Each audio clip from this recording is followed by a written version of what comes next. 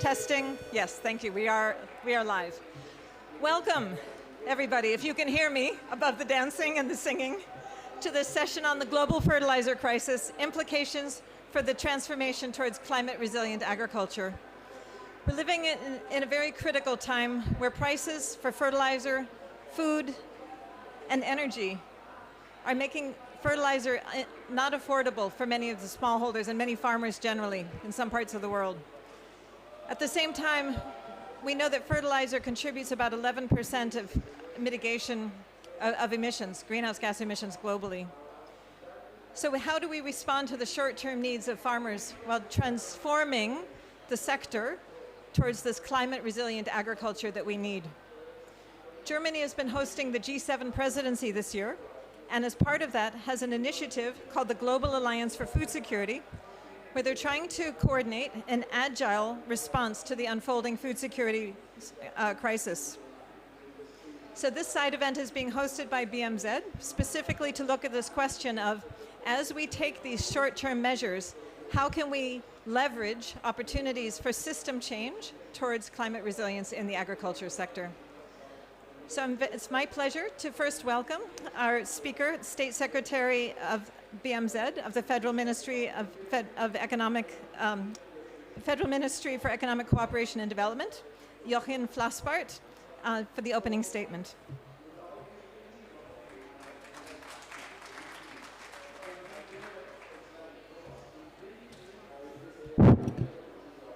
Thanks a lot. I do my very, very best to speak against the noise here around.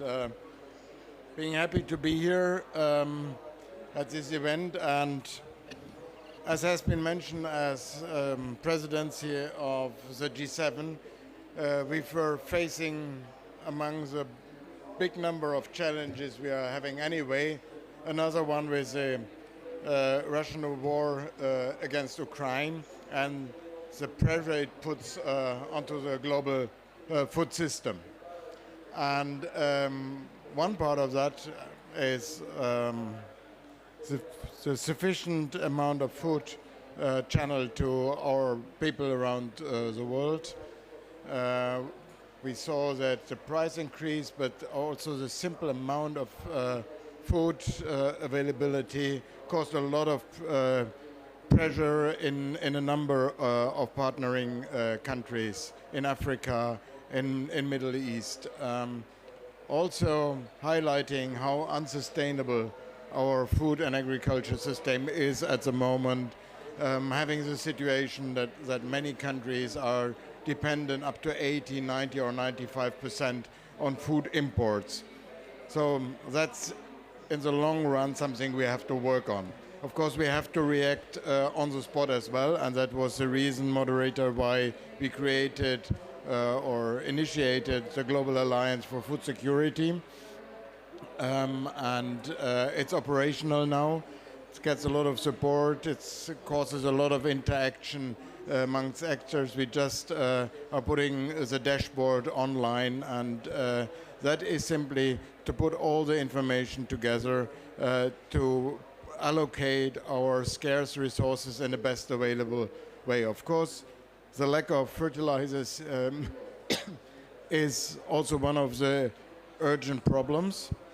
And as Martina knows from our common history, I said it yesterday, no, on Saturday at a podium, I never thought that I would run around in the world to try to organize additional mineral fertilizers. I was heading directly in the other direction to get rid of that, to reduce it, and to organize and transform agriculture systems with less input. But as we have the situation as they are, you cannot switch from the one way to run an agriculture to the other overnight. So the simple truth is that in the sub-Saharan, the application of fertilizers was reduced already by 30 to 40%, affecting around 100 million people directly in their lives, putting them to hunger. So that is something where you do not have a choice. In the short run, we have to work on that. But on the other hand, we still have to continue our efforts to transform the agriculture system to more sustainability. And mineral fertilizers are part of the greenhouse gas emission problems we have. They count up to 11% of the global greenhouse gas emissions. And by the way, they are harming also biodiversity ecosystems, so we have to move away from that. We also need to increase the fertility of soils and stop the loss of fertile soils. We are losing fertile soils each and every year in the size of, if you speak about in European terms, in the size of Bulgaria. If you put it in African terms, it's the size of Benin. So if we do not stop that, we will not reach sustainable agriculture. And at the same time, we need to do the next steps. One is, and that is we are doing together also with the International Fertilizers Organization, is to increase the efficiency of the fertilizers themselves, to substitute them wherever possible, and to reduce the needs and the input. And that is something you can not only do on large scale, you have to look at the circumstances on the ground. It has a lot to do with vocational training, to enhance the skills, how to best, if you use fertilizers, that you do it in the best and most efficient way. I was on my way to, as we expected, an Indian participant to refer to the Indian experiences. They have a lot of experiences already with low input agriculture. We can learn a lot. And we just this year launched in the run-up to this year's Indian-German governmental consultations under the leadership of Modi and Scholz, a lighthouse initiative on agroecology. And that is something I think we need more collaboration. We can learn from each other, but we do need to have the ambition also to transform the sector, running out of the short-term crisis, be it hopefully as short as ever possible, and then focus on the long-run sustainability. Thanks a lot.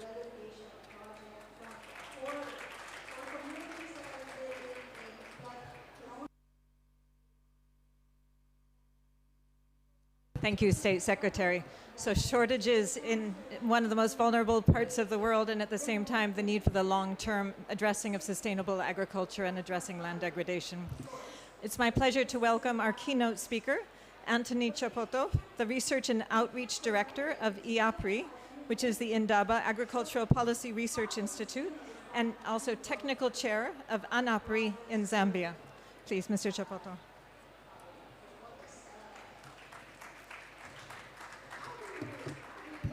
Good afternoon.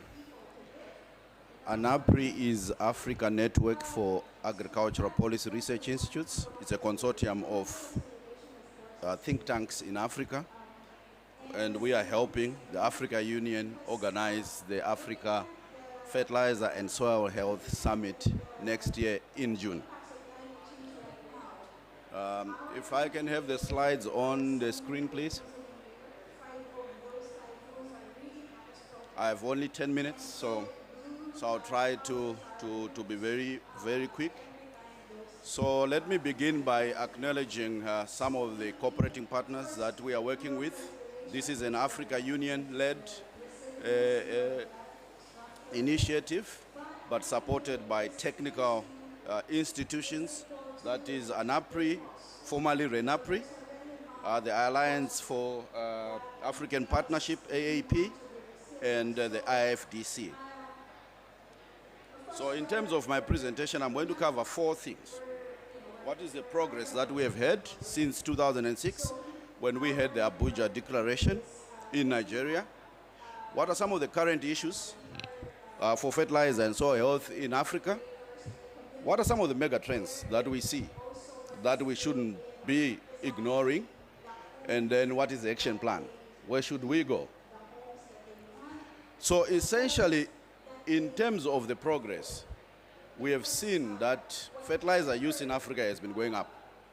It has risen from about 10 kilograms per hectare from 2006 to about 18 kgs per hectare currently. However, ladies and gentlemen, this is still shy from the commitment that was made in 2006, which is 50 kilograms per hectare. And also what we have seen is that the fertilizer market in Africa is evolving and becoming very professionalized. Essentially what we have seen is that we have seen long-term investments in fertilizer production plants and blending in Africa. We have also seen agro-dealer networks improving. And these tremendous developments are making Africa move towards being self-reliant in terms of fertilizer production. And also what we have seen is the recognition that it's not just fertilizer alone. Issues of soil health are very important. You can apply as much fertilizer as you want in the soil, but the response rate will be low. I think we heard from the state secretary talk about fertilizer response rates. They are very low. Issues of sustainability is very important. Issues of resilience is very important. So, but what we have seen in Africa is that, yes, there is that recognition that soil fertilizer alone is not the most important aspect to really have productivity rise in Africa. And also we have seen positive steps towards revolving the fertilizer market financing. We have seen the establishment of the Africa Fertilizer Financing Mechanism in 2007. We also saw the Africa Fertilizer and Agribusiness Partnership is established in 2012. And unfortunately, we still continue to see a lot of issues. Number one is the high cost of inputs, particularly fertilizer, and particularly now when there's a crisis in Russia and Ukraine. African soils continue to be degraded due to unsustainable soil management practices, causing nutrient mining. We also see that Africa continues to rely heavily on imports. And ladies and gentlemen, let me say, prices for fertilizer in Africa right now have more than tripled. And this is a big challenge for the smallholder farmers. We have gone back 3 steps in terms of enhancing resilience for the smallholder farmers. And also the fertilizer market financing is still very constrained. There is inadequate funding for research and development and extension, which we know is the key to ensuring that productivity improves. And last but not least, the issue of climate change is worsening the situation. Africa is importing a lot of food, close to 56 billion every year. This is a problem that we cannot continue to afford to ignore. And Africa's path to raising productivity or production is through land expansion. And this is not sustainable at all. If I show you this graph here, you find that land expansion is basically contributing the most to the growth in production in Africa. So what is the roadmap? As RENAPRI and other partners, what we are talking about in terms of preparing for the African Soil Health Summit next year in June is to see what can we learn from Abuja 2006. We need to review the regional cooperation because what we see is countries trying to invest in their own fertilizer plants. But the question that we're asking is this going to be something that we need in Africa? The status of fertilizer use need to be evaluated. We also need to review fertilizer and regulatory frameworks. And last but not least, we need to develop a monitoring plan to track implementation. So what are some of the preliminary recommendations that we give, we are taking to our heads of state? So number one, is that we need to strengthen national agriculture research systems and extension programs. Funding to these national ag research institutions is still very, very low. So we need to increase funding to these institutions. Second is we need to provide incentives for improving fertilizer profitability for the smallholder farmers. Fertilizer use is low. Why? Because it's not profitable. The response rate is low, hence it doesn't make sense for the smallholder farmer to use fertilizer. The third action that we are recommending is that there is an indisputable and vital role for the state, for the government.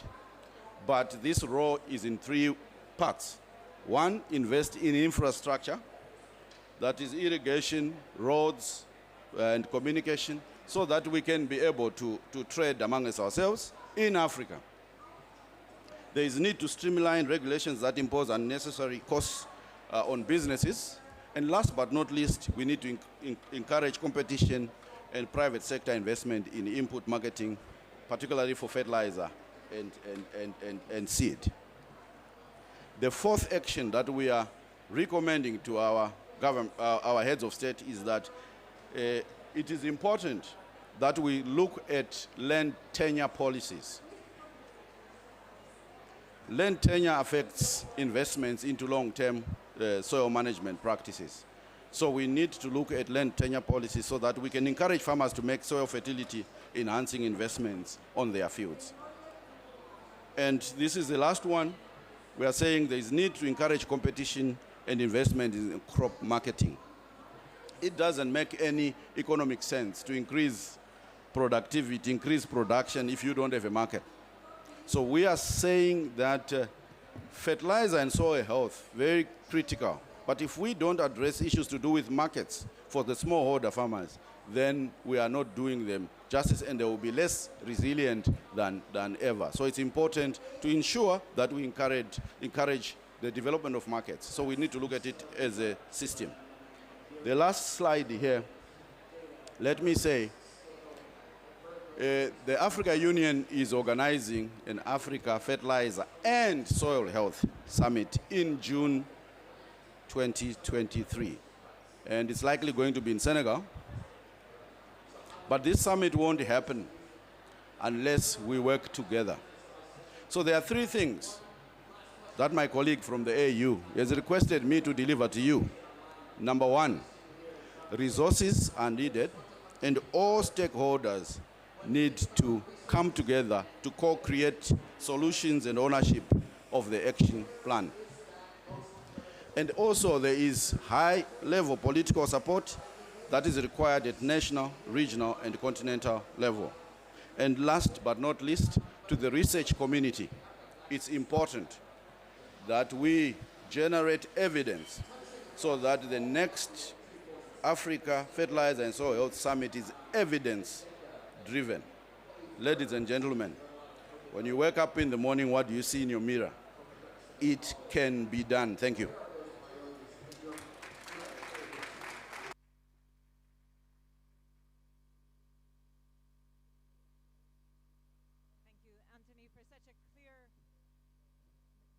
Thank you, Anthony, for such a clear vision for the future, acknowledging that we haven't achieved the Abuja targets, that there's specific constraints that can be overcome, and then the action plan for achieving them. Very, very clear. Thank you. So it's my pleasure now to welcome our panel. Anthony, could you please join us on stage? He will be joined by Bernard Stormier, Vice President of Sustainability Governance for Yara. Thank you, Bernard. Julian Lampietti, Manager for Global Agricultural Practice at the World Bank. And Martina Fleckenstein, Global Policy Manager for Food Practice at WWF. Thank you. All right. So if you remember, the focus of our session today is to really understand how we can address this crisis in the short term while also transforming the sector to be climate resilient in the long term. So my first question to each of the panelists is going to be, what is your organization specifically doing in the short term that will have these long-term consequences? And I think we'll start with Bernard to speak on behalf of Yara.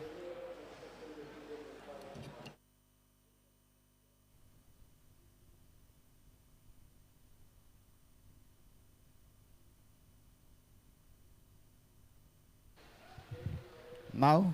Yeah. So thanks for inviting Yara to this panel.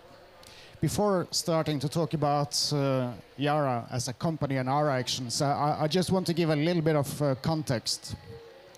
So about half the food consumed in the world is supported by fertilizers. And if we look at the global supply of nitrogen from our industry, about 15% is coming from Russia. And just about as much is coming from Europe. But half of the energy supply to the European energy and industry is also coming from Russia. So about a third of the global nitrogen capacity is struck one way or another by these global crises that we are seeing now. And the implication of that is that large parts of the European industry is actually curtailing their production because it's unprofitable to produce fertilizers in Europe due to extremely high natural gas prices. And for the 15% of the nitrogen coming from Russia, I think it's quite clear to many that we do not want our food systems to be strategically dependent upon Russia the same way as the European energy system is dependent upon natural gas from Russia.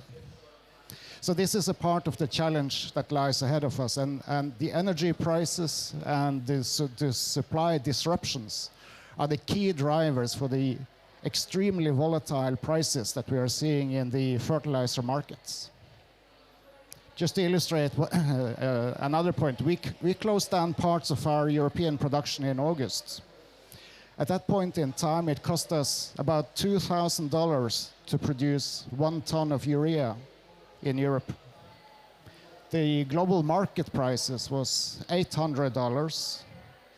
To produce that urea in Russia cost somewhere between $50 and $100.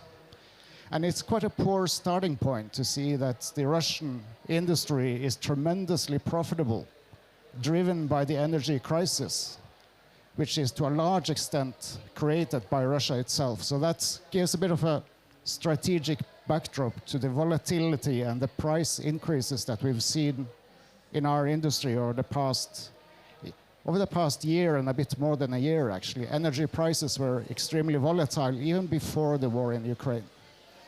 So now into Yara's actions. We are doing quite a lot, but I think first and foremost, we do whatever we can to try to keep production going, to be agile and produce whenever we can do so profitably, to keep the nutrients flowing into the markets. Second, we recognize that it's the most vulnerable economies that will stop using fertilizers first. And that's bad news for everyone. So what we have done is to make a donation of $20 million worth of fertilizers to support the growers in Ghana. So that fertilizer is being made available alongside with fertilizers sold through the normal commercial channels to support productivity in the agricultural sector of Ghana.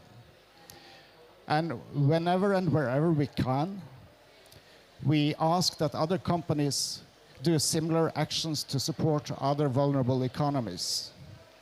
And this has led us to be partnering in setting up the Sustain Africa initiative, where accessibility and affordability of fertilizers is one of the focus areas. Another action we have taken is in particular looking at European farmers, where we have made a digital precision farming tool available for free throughout Europe for European farmers. And this is to help the farmers to maximize the payback, to maximize the result of every ton of fertilizers applied, so that as little as possible goes to waste and as much as possible is going to productive use. So I think I'll stop there and leave the floor to others. Thank you, Bernard. We'll turn now to Martina Fleckenstein to give us the NGO perspective from WWF. Yes, thank you, and thank you for being here. Maybe my first short introduction, WWF, Worldwide Fund for Nature, what do we have to do with food and all these topics? WWF has decided in 2018 to have food as one of our global goals and strategies beyond forest, freshwater, and others. So it's a priority for WWF, and in this context we are considering the production on the ground, we are considering food loss and waste, and we're considering diets. So just to emphasize, we are considering the whole food system and the connection of nature, people, health and food security. Having said this, and being here now on a discussion on fertilizer crisis, each crisis is also an opportunity, it's a chance. And this crisis is a chance to think about the transformation of our food systems, which is at the moment far away from being healthy for people and planet. 30% of the greenhouse gas emissions are coming from food production, 70% of biodiversity loss is caused by unsustainable food production, high water use, so just to mention this. And one of the priorities, and this brings me back now to this discussion here, is really to improve soil health and soil fertility. And as you have heard from the speakers here, it's an entry point. If we have more fertile soils, if we have more healthy soils, which would also lead to a more efficient use of fertilizer, and the end also to more productivity, and that's exactly what we need. So we have to think about really in this context, and we have to think about how to manage our soils sustainable, which means beside the fertilizer, which is a short term, we have to think about long-term plans and long-term solutions. And this means to change practices on the ground, to promote minimum tillage, permanent crop biodiversity, use of natural fertilizer. There is a discussion about biofertilizer, intercropping, and this also leads me to my second point, which is what Jochen also mentioned, the State Secretary, is on agroecology and regenerative practices. We really have to think in the long term. Where do we want to be in 2020, and what are the steps to transform these food systems? And it's great to see that soil is really getting in the focus of the discussion more and more in the last years. The Global Outlook on Land from UNCCD mentioned the importance of restoration of soils, which means we need also the private sector to invest in soil and to help on regenerative practices. Coming back to the soil also, just one point is, during the UN Food Systems Summit, we have set up a coalition on soil health, which is a joint coalition between government, civil society, research, and the private sector. And this also encouraged me personally to see things are moving on, and the time is now. And the third topic, just to mention, I think it's another important topic in the whole food system, and it also deals with the fertilizer, is to think about the whole subsidy system. So we need to think about how to repurpose agri-food support and the whole subsidies. Fertilizer, and maybe you don't want to hear this, are very high subsidized. Indirect by subsidies from fossil fuel and natural gas, and direct fertilizer subventions. And this is very often it didn't really get on the ground. There are operational limits, and the fertilizer subsidies ended up somewhere. So we really have to reconsider how and where subsidies are used. And just to recall, globally, support of agricultural producers is currently 540 billion per year, and from this, 45% include subsidies. And these subsidies are very often used harmful to biodiversity and harmful to nature. And it's really an urgency to rethink this. And I stop here, maybe one last sentence, which is more optimistic. I think here this COP is very encouraging. We have started and we have bring the whole food and food system transformation to the COP. It's the first COP where we have an FAO pavilion. It's the first COP where we have 4 other pavilions talking about food. And I think this is very encouraging on our way, short-term and long-term, on a food system transformation. Thank you. Thank you, Martina. And now, Julian Lampietti, from the World Bank's perspective.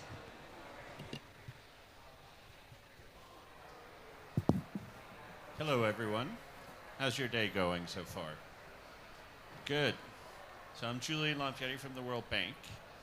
And the question is, what are we doing in the short term, right? So I'm going to give you a short-term answer.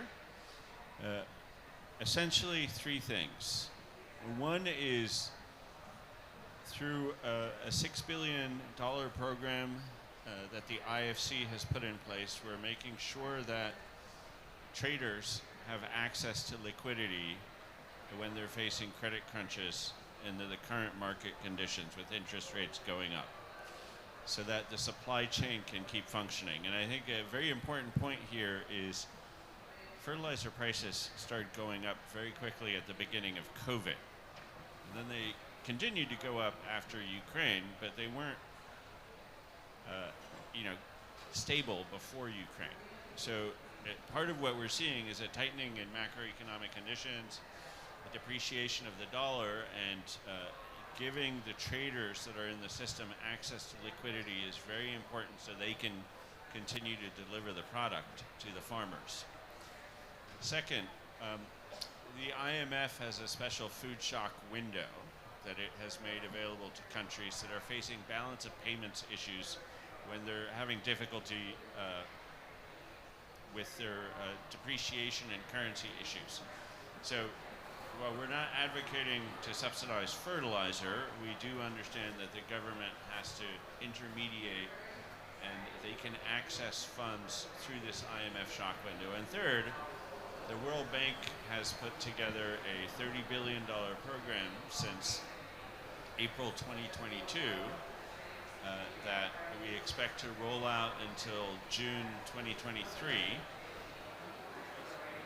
Resources to invest in technology and other things, extension services, and other things to improve the use of fertilizers. Now, with that sort of short-term set of interventions on the table, let me step back a second. I think the really important thing to think about here is in Africa, on average, a farmer uses 15 kilograms of fertilizer per hectare, okay, which is super low, and they absolutely need to use more.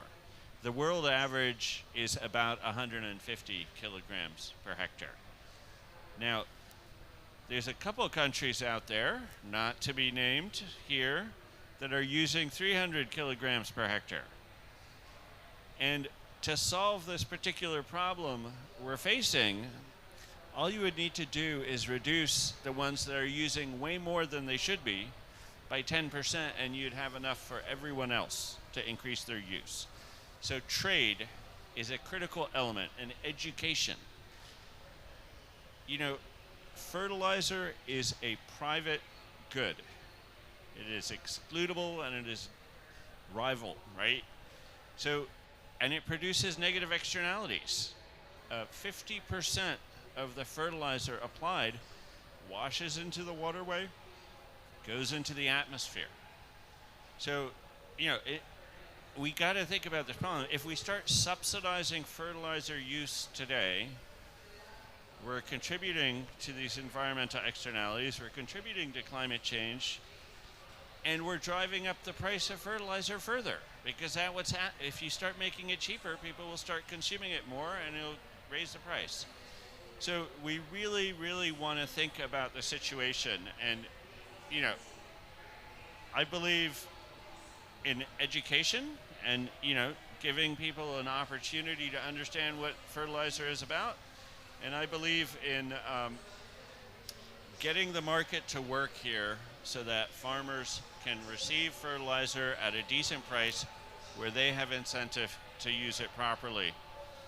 I can't hear myself at this point. There's so much noise, but I don't think that noise is for me. Anyway, one last point here, and my colleague from WWF, are they protesting the World Bank? I think if you can't beat them, join them. Sing with them. If they only knew what was going on in here. We could pause for a moment.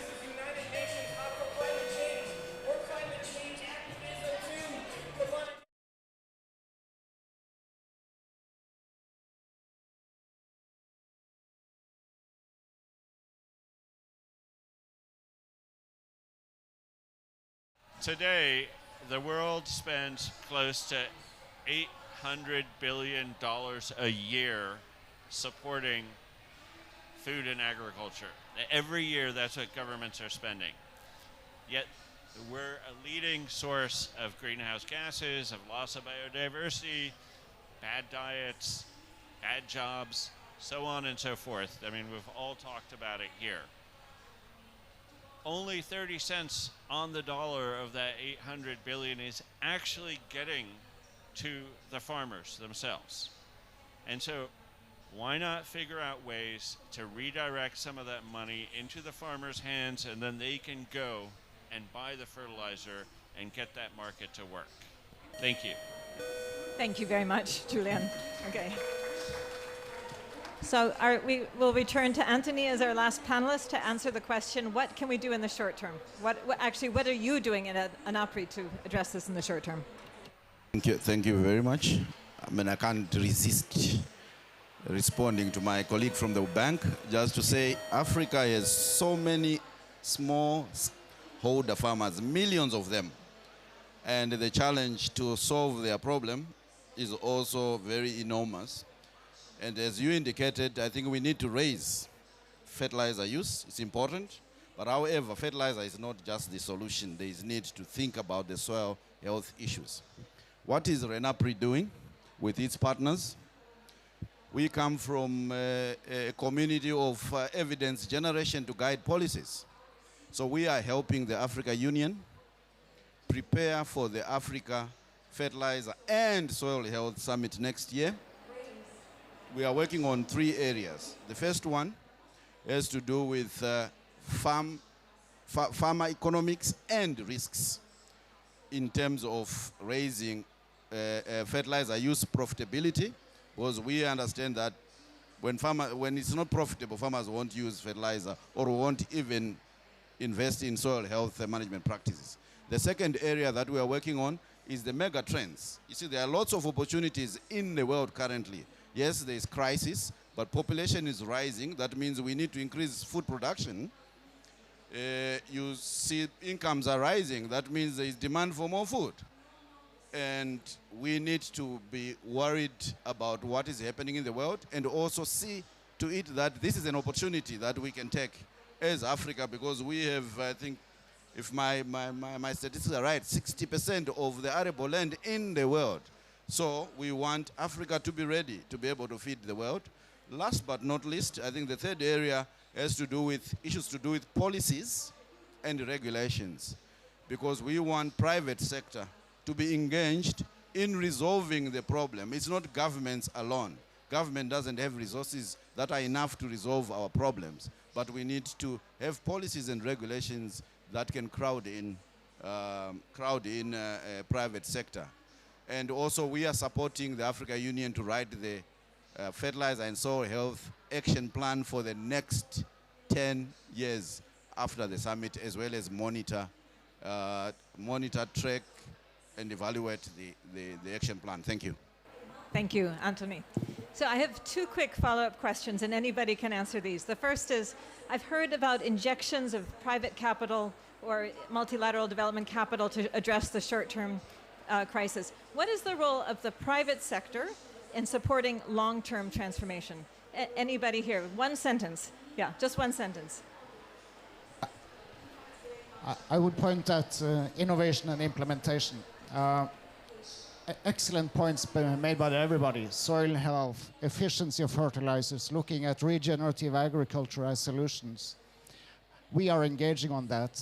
We have knowledge, we are doing R&D, and we can help implement.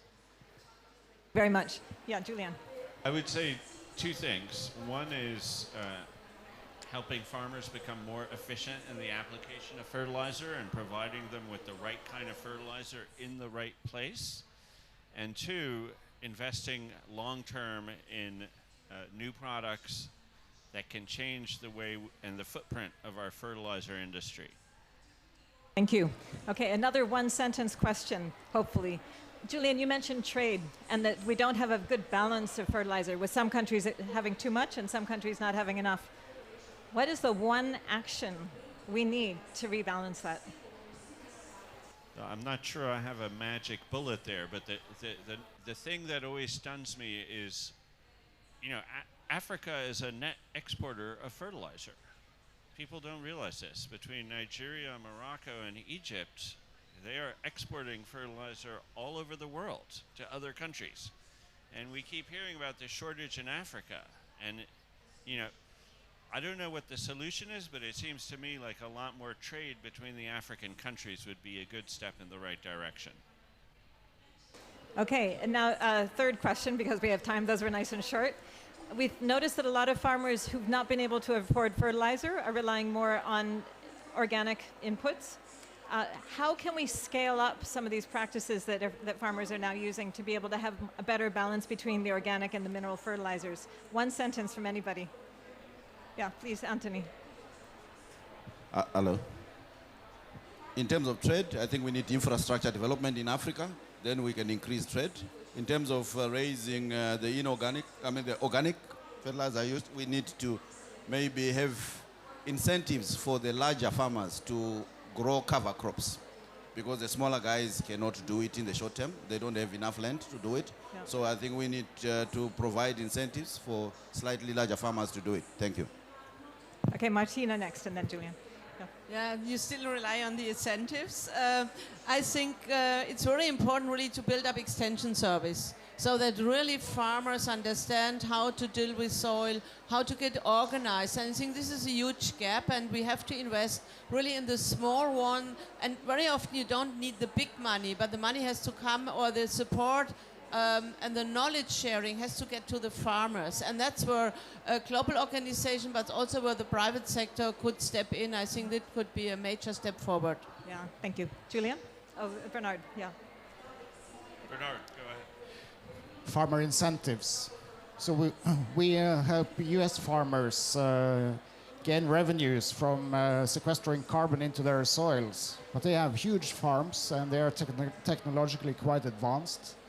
We don't yet know how to do that with millions of smallholder farmers, but somehow those smallholders need to get incentives in order to grow cover crops, sequester carbon in their soils, and improve their soil health. Thank you. A large share of our soils are acidic, probably at least close to 50%. In a year where you can't buy fertilizers, if you lime your soils, you'll release a lot of the nutrients that are already bound to the particles in the soil and get a big flush. And that is an immediate solution that is available to farmers with acidic soils. Okay, thank you, everybody. Now we're about to turn to the audience for your questions, so get your questions lined up. In the meantime, I'd ask each of our panelists to please close with a final statement of action needed for short-term solutions that provide long-term transformation. We'll start with Anthony. I think, for me, I think we have to look at this problem as a food, it's a system. No one solution will solve the problem. We need to ensure that we address issues to do with supply of inputs, address issues of productivity, address issues of value addition, address issues of waste, address issues of markets. So let's look at it as a system rather than piecemeal approach. And there is a role for private sector to really play a big role in this. Thank you. Thank you, Bernard. One sentence. significant investments into renewable energy to help us decarbonize and make every nutrient count, precision farming. Excellent. Yeah, thank you. Martina. We need to integrate a food system approach in all policy decisions. Here at the COP, we are currently in the process to set up a new mandate for the Coronivia joint work on agriculture, and we really want to see food system mentioned in the final decision, and even having food systems in the cover decision of this COP. This would be a major step for short-term and long-term actions. Thank you, Martina. Invest in digital technologies that allow you to improve the efficiency in fertilizer use dramatically. Yes. Yes, thank you. All right. A round of applause for our panelists, please. Yeah.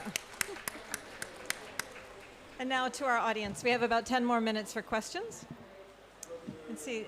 Let's start with this gentleman here, and then the woman in the back, and I think this will have our first four. Please go ahead. And could you please state your name and affiliation and to whom the question is addressed? Thank you very much. Congratulations for all the presentations. Very nice to hear about the organics, the inputs, etc. My name is Alessandro. I'm from Brazil, and I'm responsible for a program, a biofertilizers program that we implement there. So it's amazing how we are increasing the amount of biofertilizer that we are using. Yeah. So it's a very interesting shift that we are making in our country. Of course, it's a massive areas, etc. And I just would like to ask Julian if we could have a financing line for biofertilizers, for example, because I agree that this is the way, a very important way that we can manage, especially for nitrogen, that has a huge impact. Mm-hmm. So, and for the other colleagues here, if you would like to listen a little bit more about the Brazilian bioinputs program, we can talk later. But the question is regarding financing, if you could have anything about innovation, transference of technology, etc. Excellent, thanks. And I'd really like to get as many questions and then brief answers so we can hear from everybody. Please go ahead. Yeah. And please state your name and affiliation. Thank you. Julie Suarez from Cornell University, and I really thoroughly enjoyed this panel's contrasts, the difference of perspectives and opinions. I did have a question, though. I'm curious, Bernard, if the digital tool you mentioned, I assume that might be AdaptN. I was wondering if you could talk a little bit more about how farmers in the European Union are using the digital tools and whether or not you're tracking any metrics. Thank you. Thank you. Yeah. Asel, I'm from European Bank for Reconstruction and Development. Quick question to Bernard. I know that you're developing organic fertilizers. How is it going, and do you see big potential here? And just one comment to Marina. We actually had an anecdotal evidence in our practice that we've seen farmers or countries even go into low till, and suddenly what we see is actually increase of application of fertilizers because of the lower, let's say, crops. So point is that unfortunately it seems like unless there is a policy, and with regen agri it's different, of course, method. This is where the potential is, because here in organic as well. But sometimes when the partially practices are applied, there can be some externalities and going in a different direction. Thank you. And then up front. Thank you. My name is Carlo Farda from the Alliance of Biodiversity in SIAP, and I enjoyed the debate. I totally agree that we need a system approach. I'm leading an initiative called Nature Positive Agriculture, which goes exactly in that direction. But my question is about the comment made on carbon credit and how this would link to relatively larger farm. Do you think that to compensate for the small farm of the smallholder, one could think of community-based carbon schemes? And in your opinion, how that could work to generate income to be an incentive to transition towards sustainable soil management? Thank you. Okay, thank you. So we have about 8 minutes. Really brief replies, if I may. Yeah, go ahead, Julian. Shall I give it a first crack? Yeah. So I'm going to try to answer two questions. So one on the financing for biofertilizers. I think that the first place to look is the CGIAR system. And you know, the system in Brazil, the agriculture research system, is very sophisticated and advanced. I understood you come from Brazil, right? Yeah, so Embrapa and all these things. I mean, super sophisticated, and there's a global research system that you should be connected to. And absolutely, the World Bank is happy to provide financing to you for projects that do these kinds of things. And we expect considerable demand, and the money's there. You just need to apply for it. I also want to make a comment on your point about small farmers. And, you know, digital technology, if you think about platforms like Uber, really transform the way companies can interact with lots and lots and lots of small entities, right? You know, Uber has allowed all these cars to coordinate their activities and serve millions of people all over the world. And so if we can build platforms like that without necessarily allowing them to be controlled by single companies, of course, you could create a lot of competition and a lot of very low-cost service to small farmers and overcome the traditional economies of scale problem that way. A short reflection also what Carlos said on the nature positive. I think it's super important, and I don't have the answer right now, but we have to think about how smallholder or farmers with small areas could really benefit of a carbon farming system, of carbon markets. And I think we haven't the solution right now, but we need solutions. Otherwise, it's once again that only the large companies and the large producers are benefit from this. And that's something we have to rethink. And I think it's still time, but the time is also now on that. Yeah, thank you. Thanks, and I really support the thinking that digital solutions will have to be the backbone of how to compensate smallholder farmers. How to do that, I don't know that, but I would love to have a conversation around that. The question around circular nutrients, so we already have an ongoing business with fertilizer products in the market based on recycled materials. So we are selling some tens of thousands of tons of that, currently in Finland, Italy, France, and Spain. It was said earlier, never let a good crisis go to waste. So the current situation is an opportunity, of course, to scale up recycled fertilizers. We are researching together with Veolia how bio-waste from cities can be upcycled and be made into valuable products for the farmers. But we want to test this in the fields of the farmers to confirm that they are clean, that they are efficient, that they bring value to the farmers before we scale this up. But we are working on it, and we do have products in the market already. Right. Anybody else want to comment? Anthony? No? Farmer Know Your Soul campaign, link it to the digital technology. We will get there. Thank you. Thank you. Okay, so I think we have time for 2 more questions. Do we have anybody else? Yeah.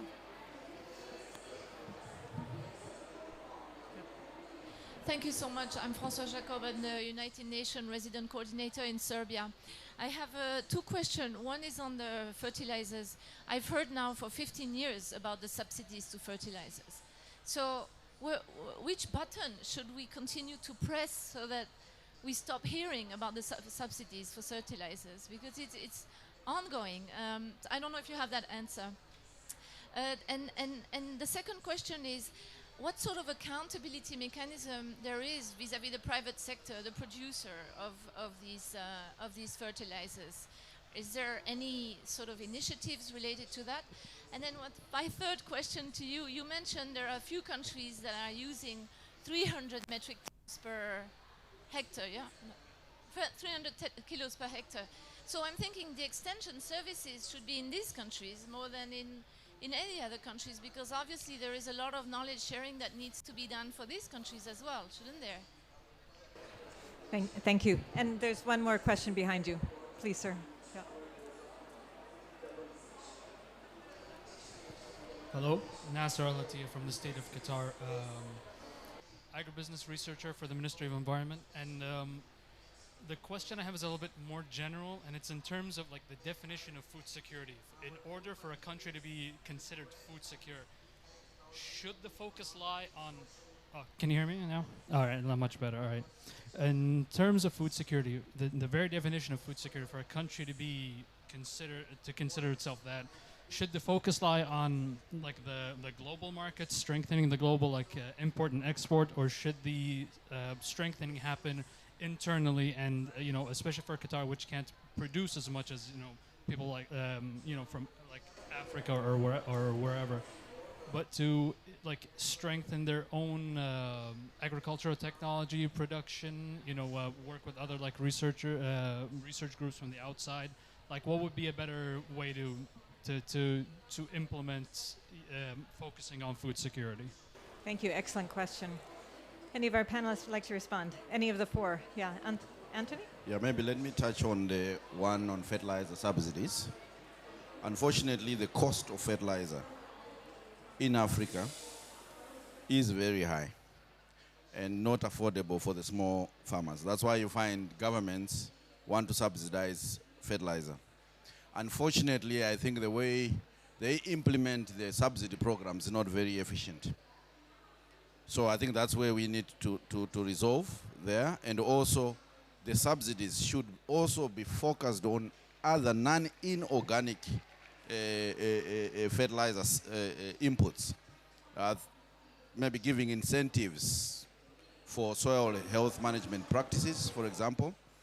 But otherwise, subsidies are still required because the price of fertilizer is still very high. And then in terms of food security, I think different countries are in different, have different conditions. I think for most African countries, you need a combination. You need to raise your productivity to be able to move towards self-sufficiency, so that at least you rely less and less on imported foods. But however, being self-sufficient is not realistic at times because there are shocks. So you also need good trade policies to be able to rely on trade, because trade can be able to be utilized for you to be able to be food secure as well. So you need a combination. For countries that don't have the agricultural land, then trade is your main avenue for food security. Thank you. Martina, 30 seconds. Very short. On the subsidy topic, I think the chance, and I also think that the time is now. We started to discussing a new discussion on the subsidy during the UN Food System Summit. We have the coalition on repurposing agri-food support. We have the decision, or we have a lot of member states, and I think it's really the time to go into the details. And there are countries like New Zealand, they have since 20 years no agriculture subsidies, and they survived. So it's really the time now to refresh and to start again with energy. What means is if we really repurpose subsidies, what means is for the fertilizer, but also for other sectors in the agriculture area. Thank you. So, I'm sorry, we have to end. So lots of good ideas for systemic change, some important actions happening now in the short term. The question is how to take action now in the short term to make these longer term transformations. Thank you very much to our panelists, really excellent array of points of view, and thank you to our audience. Thank you.